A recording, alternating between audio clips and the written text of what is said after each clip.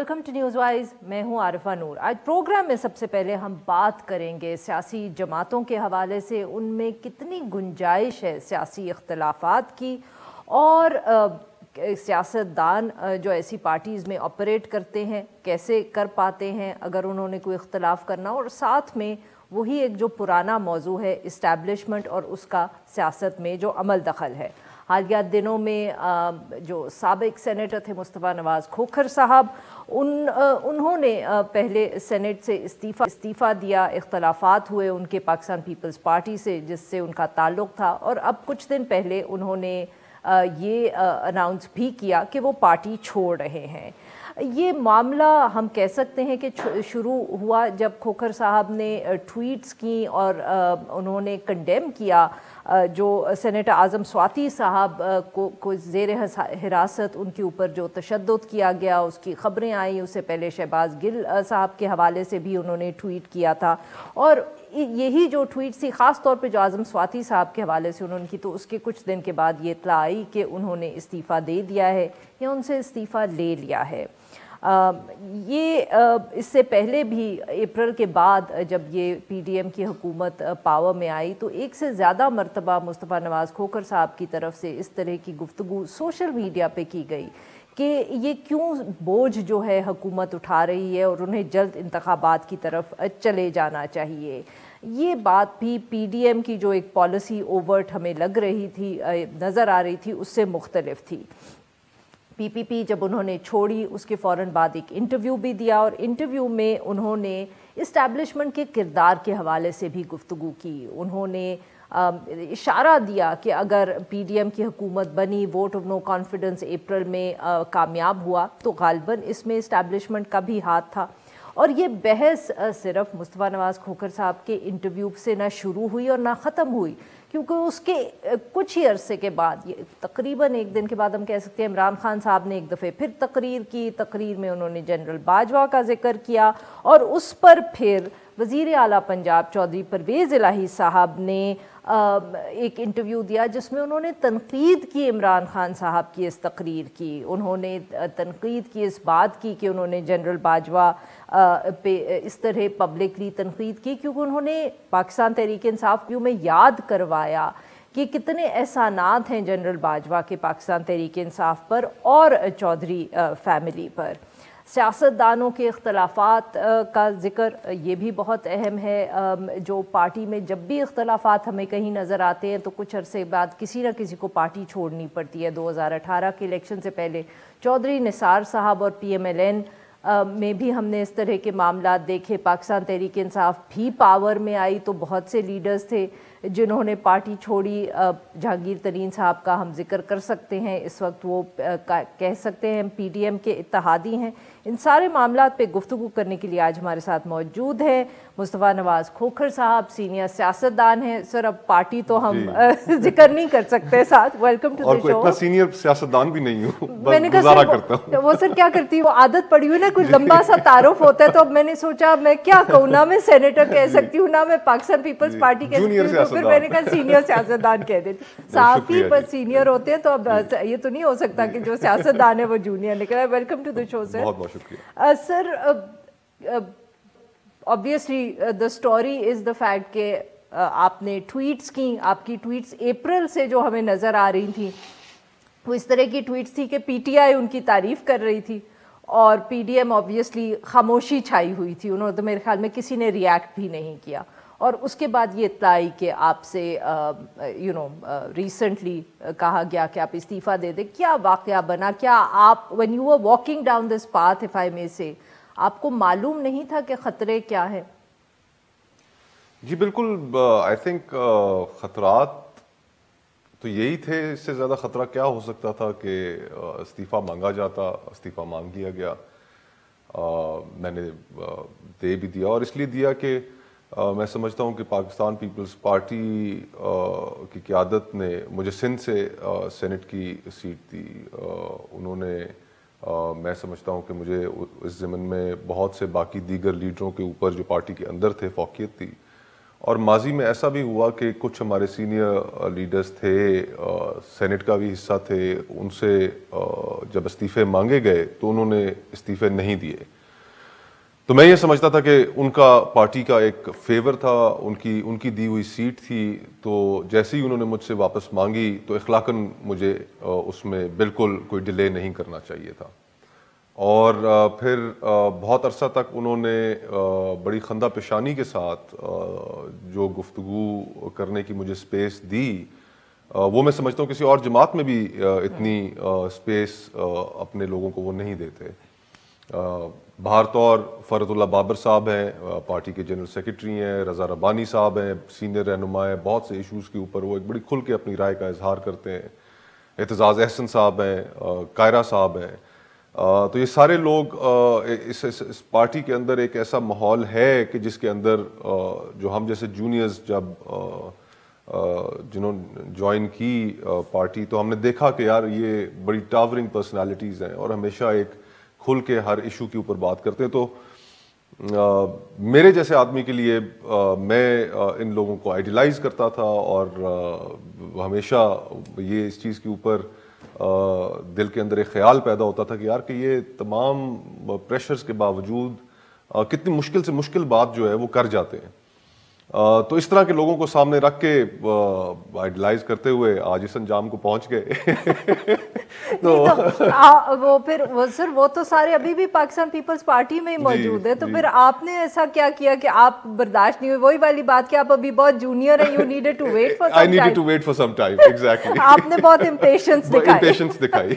But no, seriously, but do you think this is یہی وجہ بنی کہ شاید اگر آپ تھوڑی زیادہ عمر زیادہ آپ نے وقت زیادہ گزار لیا ہوتا ہے جماعت کے ساتھ، تو جیسے فرت اللہ بابر صاحب کا آپ نے ذکر کیا، یا اعتزاز احسن صاحب، تو دیکھیں وہ عمران خان صاحب کی بھی تعریف کر لیتے ہیں، ان کے حق میں بھی بول لیتے ہیں، پھر بھی وہ موجود ہیں. سو کیا ایشوز ایسے تھے جن پہ آپ بولے؟ نہیں، بہت سے ایشوز کے اوپر جن لوگوں کا میں نے نام لیا یہ گفتگو کرتے رہتے ہیں. فرت اللہ بابر صاحب ایک انفرادی حیثیت رکھتے ہیں ہیومن رائٹس کے حوالے سے، تو فرت اللہ بابر صاحب بالکل گفتگو کرتے ہیں. لیکن پھر اگر آپ دیکھیں تو فرت اللہ بابر صاحب نے بھی ایک کاسٹ پے کی. اور بہرحال میں چیئرمین تھا سینٹ کی ہیومن رائٹس کمیٹی کا، اس میں بھی کچھ ایشوز ایسے درپیش آتے رہے جو ایشوز میں سمجھتا ہوں کہ میں اوکیشنلی جو کچھ ٹیک اپ کیے تو شاید ناگوار گزرے ہوں. اور ایونچولی پھر جو دور حاضر کی جو سیاست کے جو تقاضے ہیں ان میں شاید یہ، میں تو صرف گمان کر سکتا ہوں، شاید یہ سمجھا گیا ہو کہ اس کی گفتگو مشکلات پیدا کر رہی ہے، پیدا کر سکتی ہے، تو بہتر ہے اس کو کہا جائے کہ آپ ریزائن کر. ہیومن رائٹس کمیٹی کی بھی بات کریں گے، پر یہ جب آپ یہ ٹویٹس کر رہے تھے تب آپ کو اندازہ تھا کہ پارٹی پر یہ پریشر کہیں سے پڑ رہا ہے؟ بیکاز آبویسلی یا ہم یہ کہیں کہ زرداری صاحب یا بلاول بھٹو زرداری صاحب کو ناراضگی تھی کہ آپ نے سواتی صاحب کے حق میں بولے یا شہباز گل صاحب کے حق میں بولے، آپ نے بیکاز آبویسلی کوئی اریسٹ ہوتا ہے، کوئی وہ ہوتا ہے، تو تنقید تو حکومت پہ ہی بنتی ہے.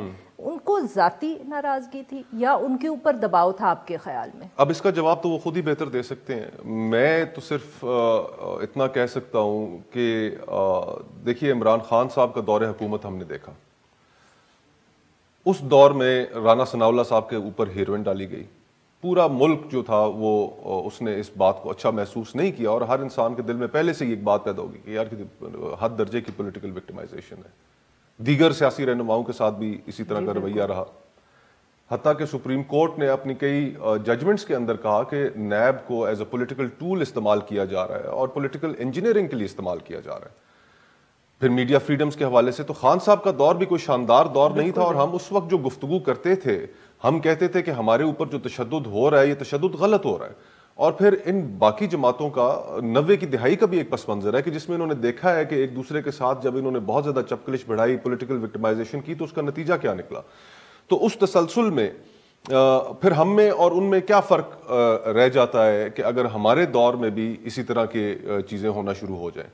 ہمیں تو جواب مزید جمہوریت سے دینا چاہیے تھا، اس لیے کہ ہم ہمیشہ جمہوریت کی بات کرتے ہیں، اور آپ لوگ کہتے تھے کہ ہم جمہوری ہیں، عمران خان جمہوری نہیں ہے. عمران خان جمہوری نہیں ہے، اور پاکستان پیپلز پارٹی کے کانٹیکسٹ میں تو ہم بڑا اس چیز کے اوپر ایک پرائیڈ لیتے تھے کہ ہمارے دور حکومت میں ایک بھی پولیٹیکل پریزنر نہیں تھا 2008 سے لے کر 2013 تک.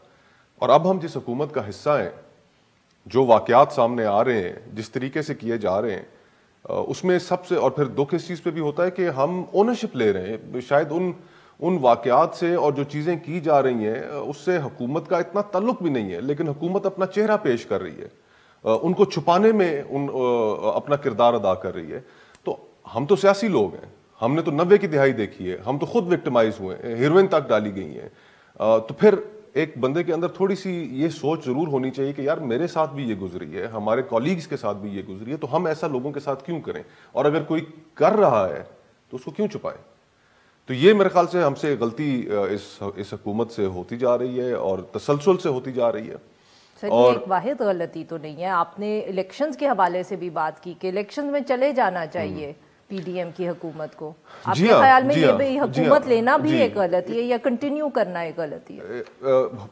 میں تو یہ سمجھتا ہوں، میری ذاتی سوچ تو یہ تھی کہ بالکل نو کانفیڈنس کرنا چاہیے تھا، کیونکہ عمران خان صاحب کا جو دور حکومت تھا وہ کسی بھی حوالے سے اس کے اندر جتنی سوسائٹی پولرائز ہو چکی تھی، جو میڈیا فریڈمز کے حوالے سے، جو جوڈیشری جو اسلام آباد کے اندر جو جرنلسٹس کے ساتھ ہوا، متی اللہ جان، ابصار عالم، اسد طور، اور یہ کتنے ہی لوگ تھے میڈیا سے تعلق رکھنے والے جن کو اپنی نوکریوں سے ہاتھ دھونے پڑے. سر اوور شیڈو ہو گیا نا، پی ڈی ایم کی حکومت میں ارشد شریف مارا گیا.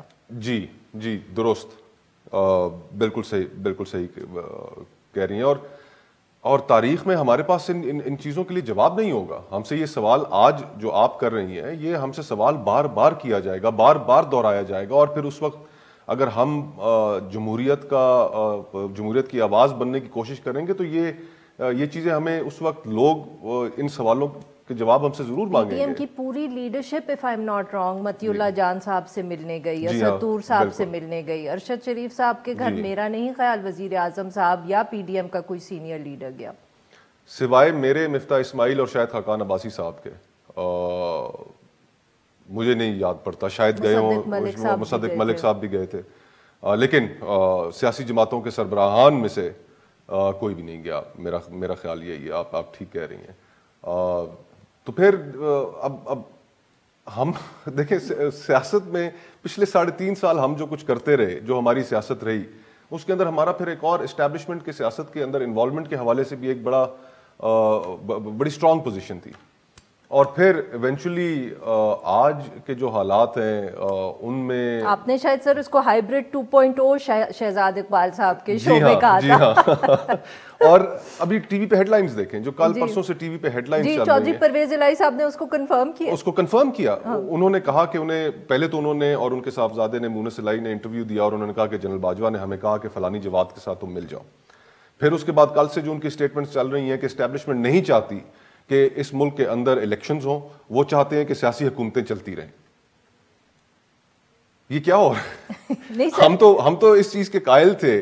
عوام کے سامنے جو بیانیہ ہم نے رکھا جس وقت پی ڈی ایم بنی، سر وہ بھول گئے ہیں سب بیانیہ. آپ ہی کو شاید یاد ہے، آپ ایسے ہی اس کے اندر ایموشنل ہو کے آپ نے استعفیٰ دے دیا. پی ڈی ایم میں تو اب وہ بیانیہ شاید کسی کو بھی نہیں یاد، ایکسیپٹ کہ ہمیں بار بار یہ بتایا جاتا ہے کہ فیس ویلیو پہ لے لو وہ کہہ رہے ہیں. تو پھر یہ انفارچونیٹ چیز ہے نا جی. دیکھیں ہم سیاست پھر صرف اقتدار حاصل کرنے کے لیے کر رہے ہیں. جی اور سوری آپ نے سوال پوچھا ریٹورکلی بٹ میں جواب دے رہی ہوں. سر پاکستان تحریک انصاف بھی یہ کر رہی ہے اور پی ڈی ایم بھی یہ کر رہی ہے. تو یہ بڑی اب کیا کریں. اب دیکھیں ملک کے مسائل، ابھی آپ معیشت ملک کی اٹھا کر دیکھ لیں، خیبر پختونخوا میں جو اس وقت ہو رہا ہے، جو دہشت گردی دوبارہ سر اٹھا رہی ہے، افغانستان کے ساتھ جو ہمارے تعلقات ہیں، اب یہ ساری چیزیں ایک طرف جن کے اوپر ہماری توجہ ہونی چاہیے، سب کو مل بیٹھ کر ان کا حل نکالنا چاہیے. اور اس حل کو نکالنے کے لیے جو سب سے پرائمری کانٹرڈکشن ہم نے دور کرنی ہے وہ یہ ہے کہ یہ ملک چلائے گا کون، فیصلے کون کرے گا.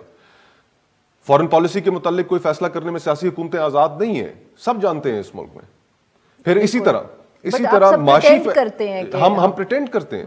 نیشنل سیکیورٹی کمیٹی کی میٹنگز ہوتی ہیں، وہاں پر آ کر صرف بتایا جاتا ہے، وہ ہوتی پارلیمان میں ہے، لیکن وہاں پر آ کر بتایا جاتا ہے کہ یہ ہم کرنے جا رہے ہیں، اور فیصلے سے آگاہ کر دیا جاتا ہے.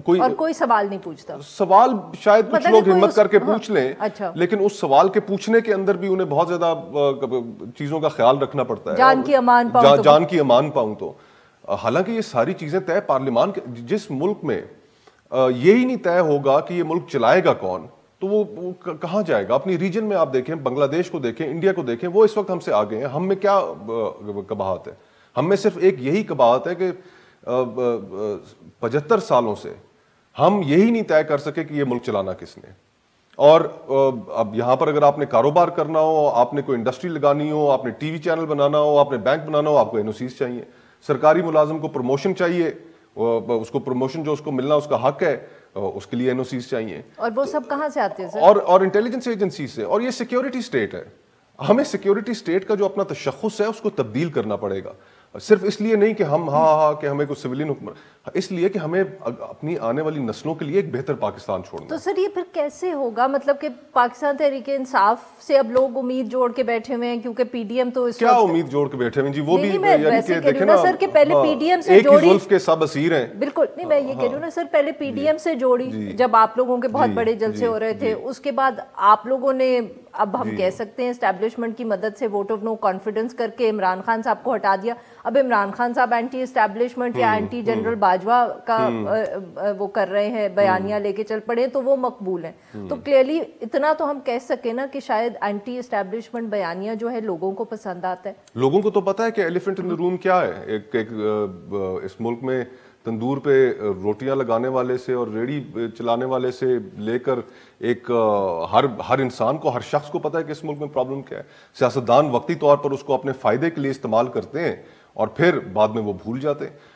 اور پھر ایونچولی یہی تو ریزن ہے کہ جس کی وجہ سے اس وقت معاشرے کے اندر امید ختم ہو گئی ہے, کہ لوگوں کو یہ لگ رہا ہے کہ یار کہ یہ ملک ٹھیک کرنے کے لیے کوئی دلچسپی نہیں رکھتا.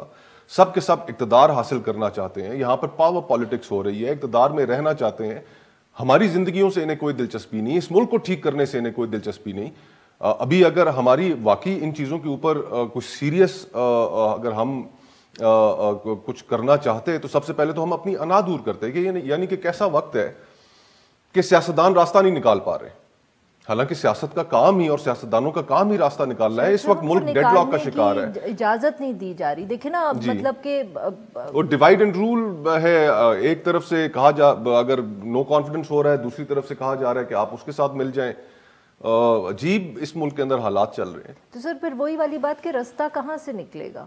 امید ختم ہوتی جا رہی ہے, امید ختم ہو گئی ہے. سیاستدانوں میں بھی امید ختم ہو گئی ہے. دیکھیں, اگر سیاست صرف پاور پالیٹکس کے گرد سینٹر کرے گی تو پھر اس کا نتیجہ تو ابھی تک تو نہیں نکلا.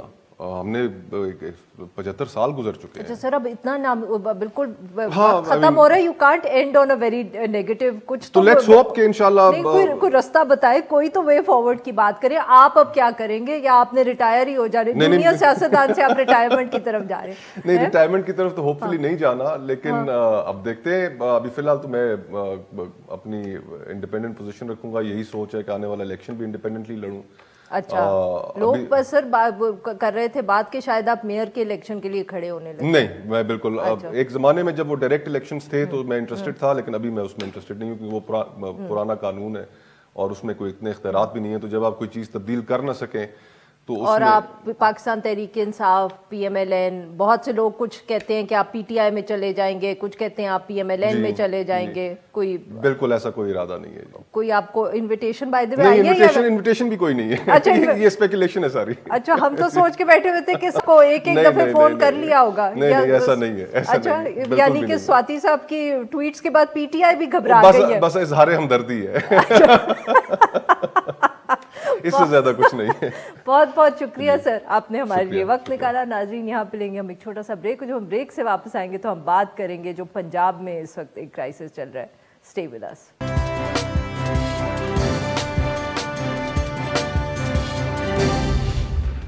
ویلکم بیک ناظرین. پروگرام کے اس حصے میں ہم ذکر کریں گے پاکستان تحریک انصاف کے چیئرمین عمران خان صاحب نے جو جنرل ریٹائرڈ باجوہ صاحب پر تنقید کی ہے, اور اس معاملے پر ان کے جو اتحادی ہیں قاف لیگ کی طرف سے شدید ایک ریاکشن آیا ہے. انہوں نے اختلاف کیا ہے اس سارے معاملے پر. دو روز پہلے عمران خان صاحب نے جو ایک پاکستان تحریک انصاف کے جلسے سے خطاب کیا اور اس میں انہوں نے نہ صرف خیبر پختونخوا اور پنجاب کی اسمبلیز کو ڈیزالو کرنے کی تاریخ دی، اس جمعے کا انہوں نے ذکر کیا، اور ساتھ میں انہوں نے جنرل باجوہ کے حوالے سے بھی بہت تنقید کی، کھل کے ان کو شدید تنقید کی ان پر۔ انہوں نے یہ بھی کہا کہ انہوں نے پاکستان تحریک انصاف کی حکومت بھی گرائی ہے۔ اس کے بعد چودھری پرویز الہی صاحب جو اس تقریر کے دوران عمران خان صاحب کے ساتھ ہی بیٹھے ہوئے تھے، اور کچھ لوگوں کا یہ بھی خیال تھا کہ جو ان کے چہرے کے تاثرات تھے اس تقریر کے دوران شاید ان کو کچھ بات پسند نہیں آئی یا وہ کمفرٹیبل نہیں تھے۔ خیر اینی وے انہوں نے ایک انٹرویو دیا اور اس انٹرویو میں انہوں نے بہت کھل کے اپنی ناراضگی کا اظہار کیا۔ انہوں نے کہا کہ تقریر سے پہلے بھی انہوں نے عمران خان صاحب سے بات کی تھی اور انہیں بتایا تھا، ان کو ایڈوائز کیا تھا کہ آپ باجوہ صاحب کے خلاف بات مت کریے گا، مگر اس کے باوجود عمران خان صاحب نے اپنی تقریر میں یہ ساری باتیں کی۔ پرویز الہی صاحب نے یہ دعویٰ کیا کہ جو جنرل باجوہ ہیں ان کے بہت احسانات ہیں پاکستان تحریک انصاف پر، اور اگر دوبارہ اس طرح کی کوئی بات ہوئی اور پاکستان تحریک انصاف نے دوبارہ ایسی تنقید کی تو پھر قاف لیگ جو ہے وہ خاموش نہیں رہے گی۔ یہ سارا معاملہ اب کس طرف جا رہا ہے، اور اس پہ بات کرنے کے لیے آج ہمارے ساتھ موجود ہیں سینیٹر عون عباس بپی، صدر ہے پاکستان تحریک انصاف جنوبی Punjab. Welcome to the show sir. Senator صاحب، پہلے تو ہم یہ سن رہے تھے کہ غالباً کوئی اختلافات ہیں آپ کی جماعت میں اور قاف لیگ میں، ڈسلوژن کے حوالے سے، اسمبلیاں چھوڑنے کے حوالے سے ان کو، مگر اب تو لگ رہا ہے کہ جو ایک اوور آل بیانیہ ہے آپ لوگوں کا اس سے بھی چودھری پرویز الہی صاحب کو کافی اختلافات ہیں، اور انہوں نے تو اب ہم کہہ سکتے ہیں آپ کو وارننگ بھی دے دی ہے۔ اعوذ باللہ من الشیطان الرجیم، بسم اللہ الرحمن الرحیم۔ بی بی میرے خیال میں یہ وارننگ نہیں تھی، ایک تھوڑا سا کلیئرٹی ضرور ہے۔ آپ دیکھیں ایک چیز کو سمجھنے کی کوشش کریں، قاف لیگ ایک علیحدہ جماعت ہے، اس کا اپنا ایک منشور ہے، اپنا ایک مینیفیسٹو ہے، ان کے اپنے ممبران اسمبلی ہیں، 3 MNAs ہے، 10 MPAs ہے، اور ان کی اپنی ایک آئیڈینٹی ہے، اور چودھری صاحبان کا ایک بیک گراؤنڈ ہے، پچھلے 20 25 30 سال سے وہ سیاست میں ہے، تو ان کی اپنی ایک آزادانہ رائے ہے۔ پاکستان تحریک انصاف ایک انقلابی جماعت ہے، ہماری ریولوشنری پالیٹکس ہے، ہم پبلک پلس پہ چلتے ہیں، اور ہمارا جو نیریٹو ہوتا ہے وہ obviously ہم پبلک سے جنریٹ کر رہے ہوتے ہیں۔ تو جب خان صاحب نے فیصلہ کیا تو ہمیں پہلے دن پتا تھا کہ چودھری صاحبان اس فیصلے کے حوالے سے کمفرٹیبل نہیں ہیں، اور اس کا کوئی ایسی چھپی ہوئی بات نہیں ہے۔ ایوریبڈی واز ویری، اب تو انہوں نے کہا ہے کہ اگلی دفعہ ایسے تنقید کی تو مطلب کہ ہم خاموش نہیں رہیں گے، یہ تو سر وارننگ ہی ہوئی نا۔ میں آپ کو ساری پکچر سمجھانے کی کوشش کرتا ہوں۔ تو پہلے دن سے ہم کم از کم اس کے اوپر سے ووکل ہی تھے کہ پرویز الہی صاحب اس حوالے سے کمفرٹیبل نہیں ہیں کہ اسمبلی کو اب توڑیں۔ البتہ انہوں نے خان صاحب کو یہ کہا تھا کہ ہم قائل نہیں ہیں لیکن ہم آپ کو اختیار ضرور دیتے ہیں، اور انہوں نے ایک ریٹن میں اپنی وہ لکھ کے بھی دے دی کہ اسمبلی توڑ دی جائے، اور وہ خان صاحب کے حوالے بھی کر دی۔ تو اس دوران وہ خان صاحب کو کنونس کرتے رہے، اور خان صاحب نے ان کو کہا کہ میں نے اپنا فیصلہ کر لیا۔ ہم نے اپنی کور کمیٹی میں PTI میں ڈسکس کیا، اور وہاں پہ کنسنسس تھا میجورٹی کا کہ جی اسمبلیاں توڑنی چاہیے، اور اب عوام کی طرف جانے کا صحیح وقت آ چکا ہے۔ اب جب یہ پرسوں شام کو ڈیسائیڈ ہو گیا اور خان صاحب نے اسپیچ کی، اب ان میں ان کا جو انکمفرٹیبل جو فیچر تھا پرویز الہی صاحب کا، یا سینسیٹیو پوائنٹ تھا، وہ تھا جنرل ریٹائرڈ باجوہ کے حوالے سے بات کرنے کا۔ اب دیکھیں ان پہ کوئی احسانات ہو سکتے ہیں، جنرل باجوہ کے، پرویز الہی صاحب کے احسانات ہو سکتے ہیں، پاکستان مسلم بھی کافی ہو سکتے ہیں، اس سے ہمارا کوئی تعلق نہیں، تو وہ اپنا پوائنٹ آف ویو رکھتے ہیں، اور یہ ساری دنیا جانتی ہے کہ انہوں نے تو کہا کہ آپ لوگوں پر بھی احسانات ہیں، انہوں نے کہا پاکستان تحریک انصاف پہ بھی بہت احسانات ہیں جنرل باجوہ کے۔ یہ ہمارے پاس اللہ معاف کرے جی کیا احسان ہے، ہم تو اپنا لیڈر کھوتے کھوتے بچے ہیں جی، سو ہم اس کے بارے میں کوئی اتنا زیادہ بات نہیں کرنا چاہ رہے، بٹ دا پوائنٹ ریمینز کہ جو احسانات 2018 کا ساری دنیا کہتی ہے الیکشن انہوں نے آپ کو جتوایا، وہ خود کہتے ہیں جنرل باجوہ کہ انہوں نے آپ کو الیکشن جتوایا۔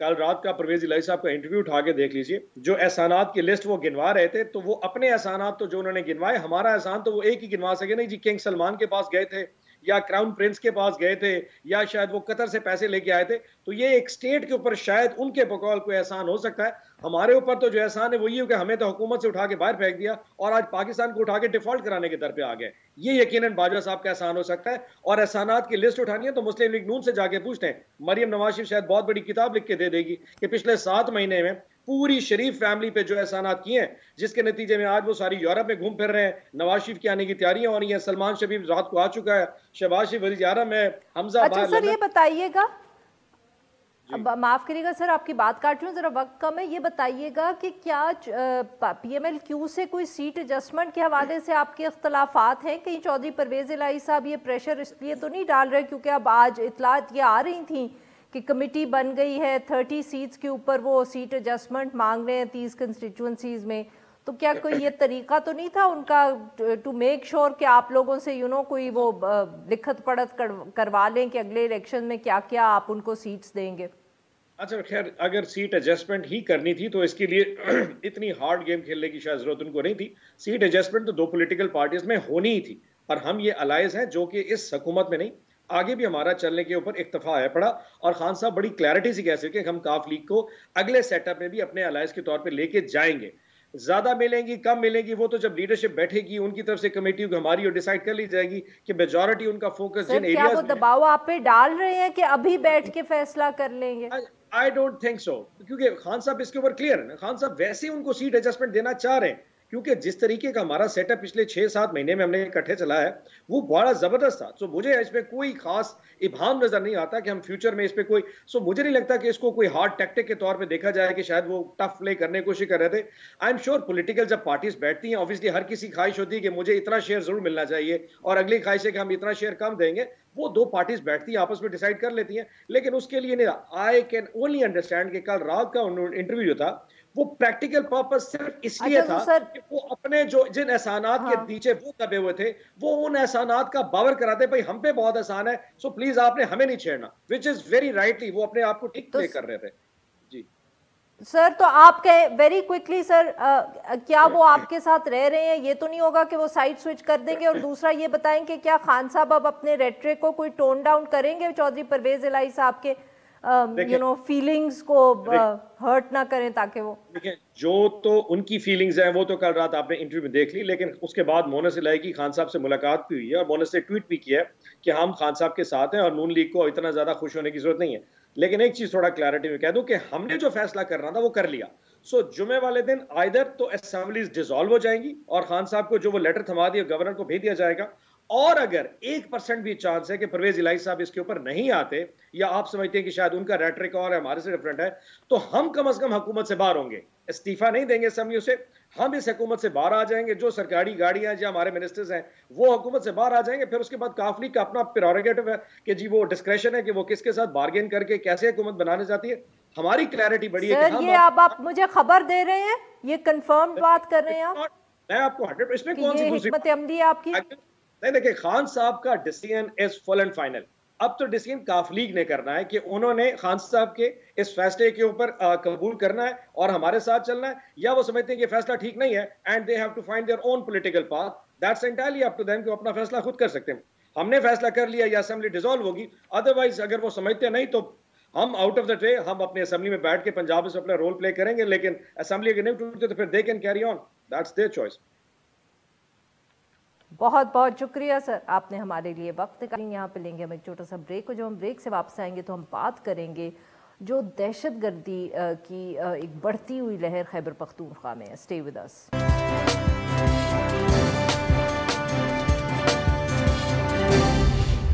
Welcome back. پروگرام کے آخر میں ہم ذکر کریں گے جو خیبر پختونخوا میں بنو میں ایک کاؤنٹر ٹیررزم ڈپارٹمنٹ کی جو جیل تھی, وہاں پہ جو قید دہشت گرد تھے انہوں نے جیل توڑا. وہاں کے جو اہلکار تھے جو وہاں ڈیوٹی دے رہے تھے ان سے اسلحہ چھین کر انہیں ہی یرغمال بنا لیا ہے.